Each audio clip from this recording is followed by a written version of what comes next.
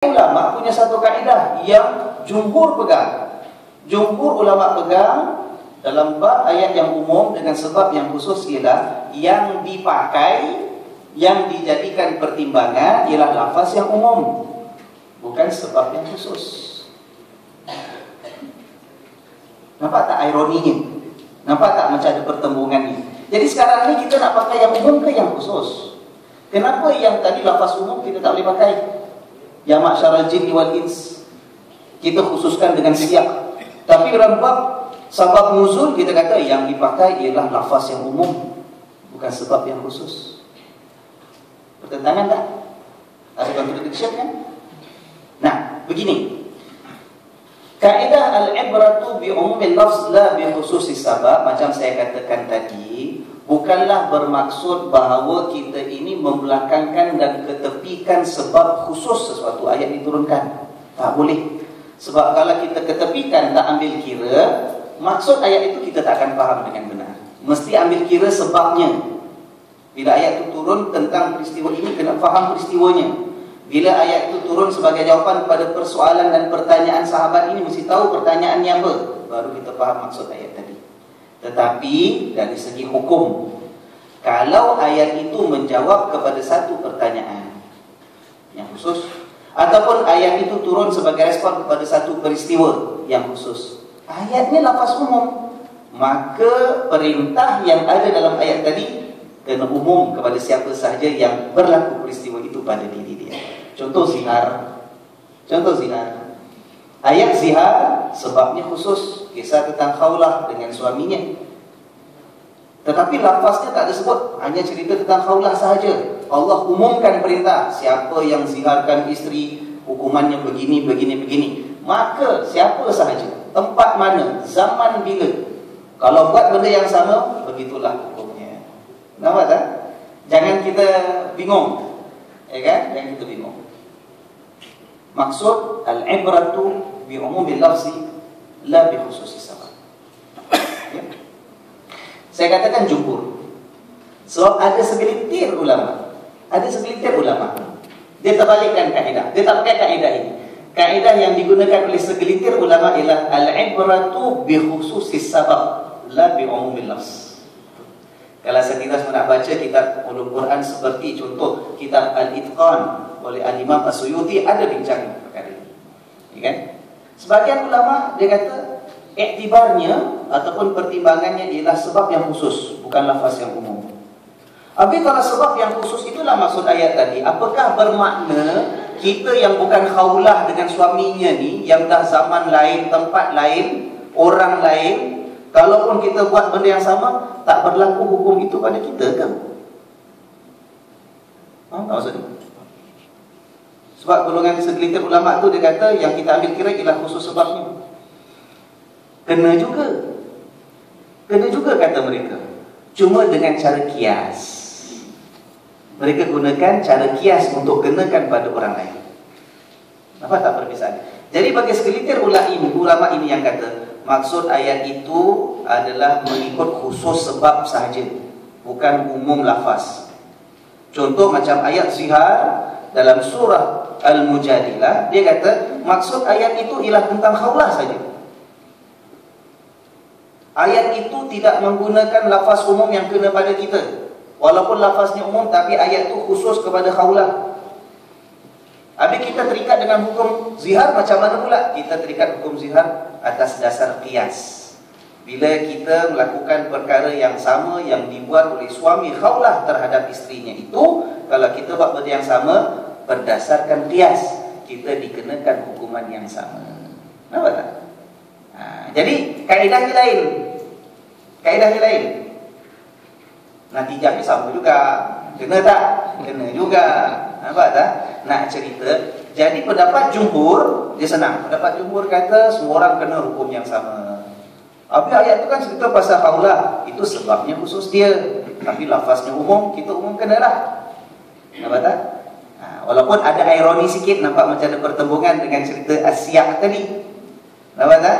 Tapi golongan ulama kedua yang minoriti ini, dia kata dia tak ada pertembungan, tak ada perbezaan dengan siap. Khusus tak kena pada orang lain. Ayat zihar hanya untuk khaulah, bukan untuk kita. Hukum yang ada kafarah zihar dalam ayat tersebut hanya kena pada suami khaulah, bukan pada suami kita. Tapi kalau suami yang ada yang sekarang ini buat secara kias, kena juga. Walaupun ayat itu bukan untuk dia. Nampak tak? Faham?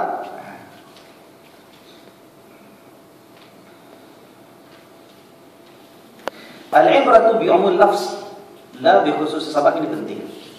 Kenapa? Terutama dalam zaman kita. Dia penting terutama oleh asatidzah untuk memahami dan menguasai kaedah ini. Sebab kaedah ini terlalu longgar digunakan oleh sebagian orang yang menyalahfahamkan hukum Allah Subhanahu wa taala. Saya katakan demikian kenapa? Contoh ya. Ayat-ayat yang menunjukkan bahawa Allah Subhanahu wa taala memerintahkan peperangan secara umum terhadap orang yang bukan Islam. Contoh ayat, bunuhlah orang kafir di mana saja kamu menemui mereka. Apa ya, waqtul musyrikin haitsu wajadtumuhum, ya. Ayat ini kan. Bunuhlah orang-orang musyrikin di mana saja kamu jumpa mereka. Jumpa kat mana bunuh. Jumpa kat pasar Gelang bunuh. Ayat tu umum, kafirin, musyrikin. Orang tak beriman. Bunuh dia. Mana saja kamu jumpa. Nampak tak? Sebab itu kumpulan-kumpulan tertentu, orang tertentu, dia suruh, dia mengajar kita mesti memusuhi orang bukan Islam. Macam mana pun boleh pukul-pukul. Orang nampak relax dulu. Orang tak nampak, ya kan? Bunuh-bunuh. Semuanya musuh kita yang harus kita perangi, yang mesti kita perangi. Kenapa digunakan ayat-ayat yang seperti ini? Dengan gunakan kaedah inilah al-ibratu bi'umumil lafzi la bi khususi sabab. Ustaz nak terangkan apa pun kita faham lain, sebab kita faham kaedah para ulama mufassirin, tahu Ustaz. Dia kata ayat-ayat ni lafaznya umum. Ini kaedahnya. Ustaz tak payah bacalah Suyuti, apa Ustaz Suyuti pun Ustaz tak baca. Ya kan? Padahal perbincangan al-ibratu bi umumil lafzi panjang ceritanya. Umum lafaznya ialah berlaku hukum itu kalau kejadian yang berlaku ataupun perbuatan yang dibuat sama ciri-cirinya dengan apa yang berlaku dalam cerita asal. Kalau lain, katalah lafaz suruh bunuh, bukan bermakna sekarang pun kita bunuh. Sebab ciri kafir yang disuruh bunuh dalam ayat itu mestilah sama dengan ciri kafir yang kita jumpa sekarang nak bunuh, baru boleh bunuh. Kalau cirinya tak sama, tak boleh kena. Walaupun lafaznya umum, tapi dia mesti tepat dengan cirinya. Mana nak tahu cirinya? Kena tengoklah sebab nuzulnya. Kafir yang macam mana? Nak kena tengok siyak, nak kena tengok asbabun nuzul, baru kita ikat, baru kita faham bahawa umumul lafz itu bukan ikut suka-suka. Ada syarat-syaratnya. Contoh ya, contoh. Okey, contoh 25 ya. Habiskan cepat lah. Surah Al-Maidah ayat 33. Firman Allah Subhanahu wa taala, "Innama jazaa'ul ladzina yuharibuna Allah wa rasulahu wa yas'auna fil ardi fasadan ay yuqattalu aw yusallabu aw tuqatta'a aydihim wa arjuluhum min khilafin aw yunfaw minal ard. Dzalika lahum khizyun fid dunya wa lahum fil akhirati 'adzabun 'adzim." Sesungguhnya balasan bagi orang-orang yang yuharibun Allah. Apa makna yuharibun Allah? Memerangi Allah. Wa rasulahu, dan memerangi rasulnya. Wa yas'auna fil ardi fasadan, dan buat keburukan, kerosakan di dunia. An yuqattalu, hendaklah mereka itu yuqtalu bukan setakat dibunuh. Yuqtalu dibunuh. Bukan diperang. Diperang yuqatalu. Ini yuqatalu. Kalau tengok pada tafsiran sebagai ulama mengatakan yuqtalu itu dibunuh dengan hina. Wah, kalau yuqtalu dibunuh. General. Yuqatalu diperang, ini yuqtalu. In the most despicable way. Wah, dahsyat. Au yusallabu, atau disalib. Au tuqatta'a aydihim wa arjuluhum min khilaf, atau dipotong-potong, dikerat-kerat tangan kakinya, silih berganti, potong tangan si kanan dulu, lepas tu kaki kiri, lepas tu tangan kiri, lepas tu kaki kanan. Ada apa? Ya kan? Au yunfau minal ard, atau dihalau daripada tempat tinggal mereka, kampung mereka. Dzalika lahum, itulah untuk mereka penghinaan di dunia, dan di akhirat pula mereka mendapat azab yang besar. Saya nak tanya, secara umum lafaz, apa yang boleh kita masukkan bawah kategori memerangi Allah dan Rasulnya dan buat kerosakan di bumi? Kalau saya kasih a clean piece of white paper, setiap orang cuba ambil pen, tulis apa-apa kesalahan yang boleh kita anggap kategori memerangi Allah, memerangi Rasul, buat rosak di dunia. Bukan memerangi kita je. Dia curi barang kita, orang ambil rampas hak kita, kira memerangi Allah dan Rasul juga tak? Orang yang hina agama kita, termasuk tak memerangi Allah dan Rasulnya? Berpuluh-puluh jenis jenayah kita boleh senaraikan, nak masukkan bahawa kategori memerangi Allah, Rasulnya, dan buat kerosakan di bumi ini. Sudah Allah kata apa? Balasannya dibunuh dengan hina, disalib, dikerat-kerat kiri kanan, kaki tangannya, dibuang negeri. Lafaz umum. Ini kasih pada geng-geng tu, suka dia. Wow. Sebab tu dia boleh potong apa dia nak. Dia nak salib, nak gantung orang, nak apa, dia suka. Dia nak bunuh, bukan setakat bunuh. Kita nak bunuh orang, nak jalankan hukuman hudud, hukuman mati pun dengan penuh ihsan, pancung supaya mati cepat. Dia tak, dia kata yuqatalu. Nak bunuh cara yang paling buruk pun boleh. Ya kan? Ayatnya umum. Masalahnya ialah, kat sini kita boleh pakai tak kaedah al-ibratu bi umumil lafz la bi khususis sabab? Boleh pakai ke tak boleh? Pertimbangannya ialah dengan umumnya lafaz dan bukan dengan khususnya sabab. Boleh pakai ke tak boleh? Tak boleh. Tak boleh sepenuhnya. Sebab kalau kita biarkan begitu saja pakai pada lafaz umumnya, jadi masalah pelaksanaan ayat ini. Nak kena lihat sebabnya apa, cerita di sebaliknya apa. Then bila dah tahu ceritanya, kita dapat kenal pasti kesalahan ciri yang macam mana yang boleh jatuh dalam kategori ini, supaya kalau sekarang kita hadapi orang yang buat kesalahan macam itu yang sama, baru boleh buat hukuman ini. Bukan siapa saja yang memerangi Allah dan Rasul, siapa je buat kerosakan di bumi, kita jalankan hukuman ini. Lafaznya umum tak boleh gitu. Khusus sahabat masih ambil kira. Tapi lepas zaman itu, zaman bila-bila, di mana pun, kalau ada siapa yang buat benda yang sama, maka itulah hukuman yang boleh dijalankan. Apa kesalahan yang dibuat oleh golongan yang dimasukkan di sini, yang sebenarnya lah sampai Allah berikan hukuman begitu dahsyat boleh dijalankan pada mereka?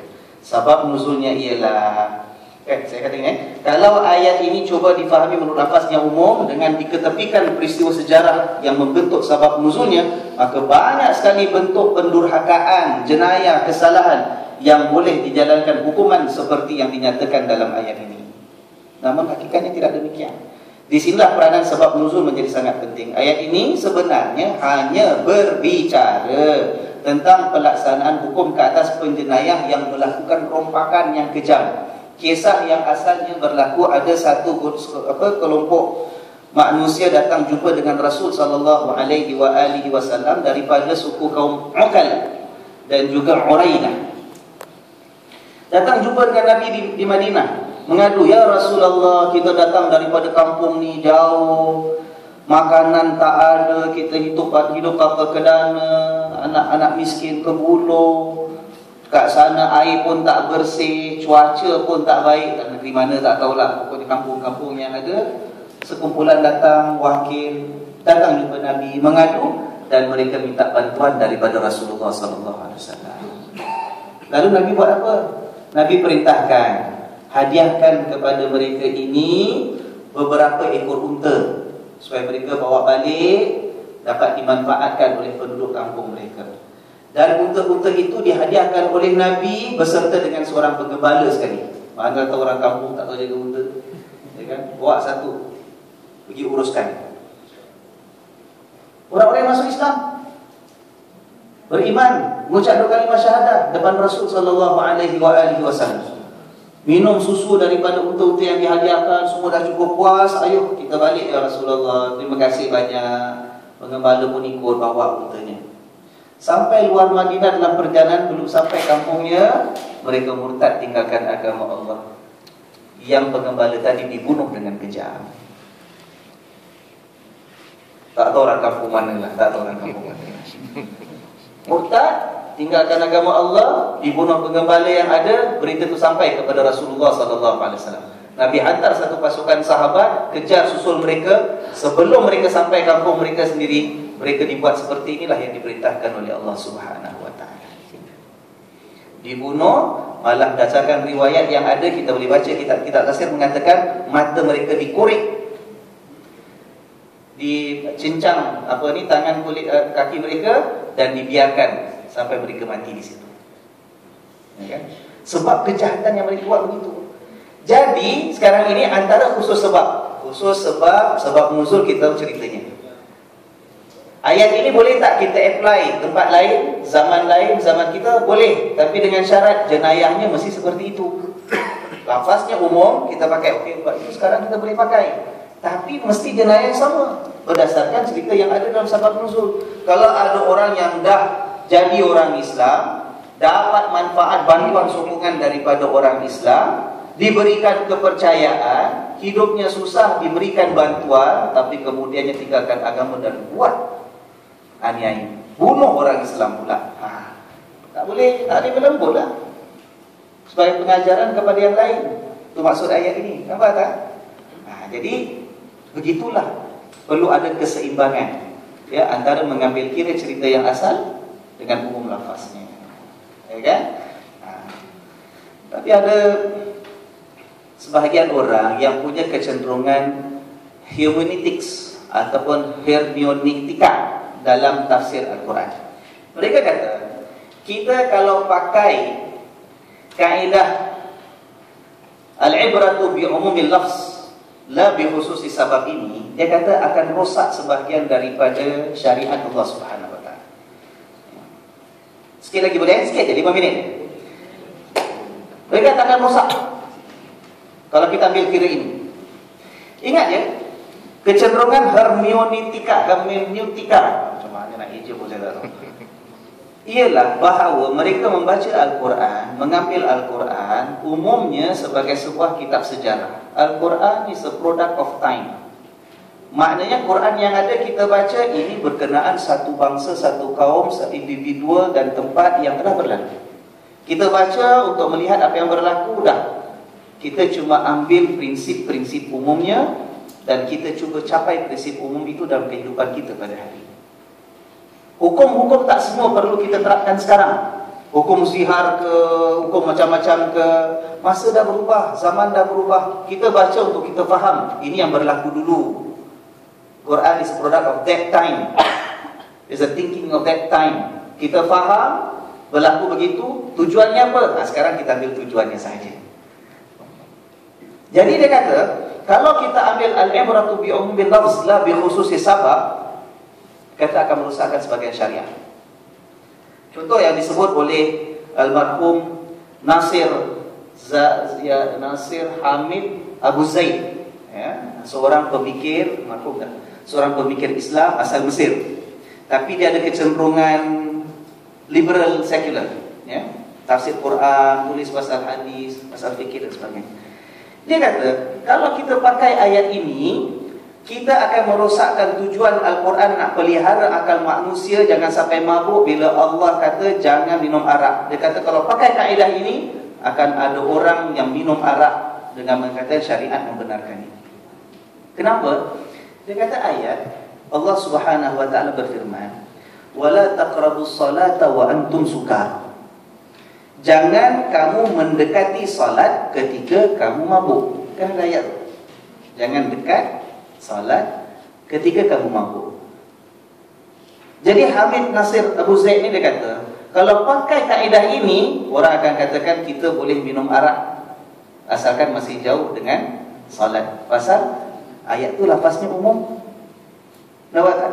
Ayat tu lafaznya umum. Bila lafaz umum kata boleh mabuk lah, asalkan jangan dekat dengan waktu salat. Jadi berdasarkan itu tujuannya baik. Tujuannya nak menekankan agar syariat Allah yang mengharamkan arak tu tetap berlaku. Kerana dia bimbang pengharaman itu diambil ringan, dia kata masalahnya ialah bila kita pakai kaedah ini, ayat itu akan menjadi sesuatu yang dipermain-mainkan orang.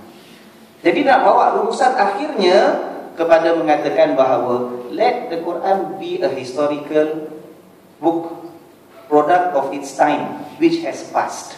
Dah berlalu. Kita ambil rumusannya sahaja.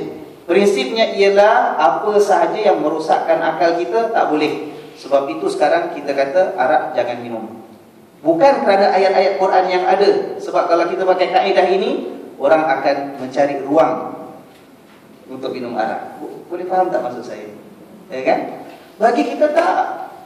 Bagi kita, kaedah ini tak boleh digunakan ataupun tak akan berlaku orang menggunakan kaedah ini untuk membolehkan minum arak berdasarkan ayat wala taqrabus salata wa antum sukara. Sebab bagi kita ayat itu telah masuk. Kan telah masuk. Mula-mula boleh minum arak, cuma buruknya lebih banyak daripada baiknya. Kemudian jangan dekat-dekat waktu solat bila kamu masih mabuk. Kemudian akhirnya baru rijsun min amali syaitan. Ya kan? Bagi kita tak ada masalah. Penggunaan kaedah ini bukan pada ayat itu. Dan penggunaan ayat ini tidak kena dengan seperti mana digambarkan oleh orang tersebut. Nampak tak? Jadi ada golongan tertentu yang dia mengambil kira sababun nuzul ini bukan seperti mana yang kita gunakan. Kita gunakan sababun nuzul untuk memahami maksud sebenar yang Allah kenakan pada kita. Mereka melihat sababun nuzul untuk memahami sejarah Quran yang berlaku pada waktu itu. Bukan kena pada kita. Nampak tak? Itu adalah sebutan yang paling ringkas tentang hermeneutics dalam tafsiran Al-Quran. Sedangkan perbincangannya masih panjang, tempat tidak mengizinkan, suasana tidak mengizinkan. Paling sikit pun sebagai contoh, ada banyak cabang-cabang hermeneutics yang utama. Profesor Quraisyah mengatakan ada 4 hermeneutics yang menjadi pegangan utama. Itu nak kena bincang satu persatu panjang. Tapi begitulah bagaimana penggunaan sababin nuzul harus kita perhatikan. Sababin nuzul membantu kita dalam memahami siyak, ya, tetapi jangan sampai kita terlalu melonggarkan sababin nuzul ataupun mengabaikan sababin nuzul sama sekali dengan mengatakan kita ambil kira hanya dengan lafaz yang umum semata-mata. Okey, alhamdulillah. Dah habis dah penutup. Saya sebut apa yang dikatakan oleh Al-Imam Abu Hayyan Al-Andalusi, seorang pakar bahasa yang juga menulis kitab Al-Quran, kitab tafsir beliau Al-Bahrul Muhit. Beliau mengatakan bahawa tafsir itu ialah sebenarnya ilmun yabhathu an kaifiyatin nutqi bi alfazil Quran. Yang namanya tafsir ialah satu ilmu yang membincangkan tentang bagaimana kita menyebut lafaz-lafaz Al-Quran. Nak sebut dengan fathah ke, dengan dhammah ke, dengan kasrah, itulah ilmu tafsir. Sebab dengan memahami makna kita akan tahu barisnya, ya. Wa madlulatiha, maksud setiap perkataan dalam ayat-ayat Al-Quran. Wa ahkamiha, tentang hukum-hukum yang berkait dengan ayat-ayat Al-Quran. Tak kira sama ada hukum-hukum yang kita rumuskan daripada ayat-ayat ini ialah hukum yang berkait tentang perkara-perkara hukum al-ifradiyah, yang kita kata setiap perkataan individu, ataupun buat tarkibiyah, ataupun bila dia terangkum menjadi ayat-ayat yang kita kata siap antara satu dengan yang lain, ya. Tarkibiyah dia cantum ataupun bergabung antara satu bahagian dengan bahagian yang lain. Begitu juga tafsir sebenarnya ialah memahami dan mengkaji ma'ani halati tuhmalu 'alaiha halatut tarkib wa tatimmatun lidzalik. Dan dia ialah memahami, mempelajari, mengkaji, membincangkan makna yang terhasil daripada gabungan-gabungan, untayan-untayan satu bahagian dengan bahagian-bahagian yang lain dalam Al-Quran. Kalau kita tak lihat untayan yang ada, kita pecah-pecahkan begitu sahaja, maka akan rusak tafsir yang ada. Wallahu a'lam bishawab. Mudah-mudahan ada faedah dan manfaat kepada kita semua. Ya, mudah-mudahan saya tadi waktu minum saya katakan kepada sahabat-sahabat sebagian nasihat kita. Sahabat saya Ustaz Syahid, Ustaz Syahid ke Syahid? Syahid daripada Bajak Syakirin. Beliau lulusan Usuluddin bahagian tafsir macam saya juga, tapi saya 25 tahun yang lalu tanya kandungannya sama ke tidak dengan sekarang? Kan sama.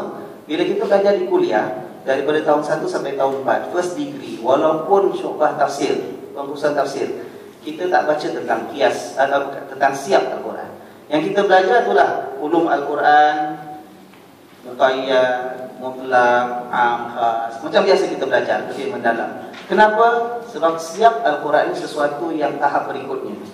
Peringkat magister baru kita belajar. Ya, tapi kerana keperluan zaman pada hari ini, sebab orang menyalahgunakan pemahaman Al-Quran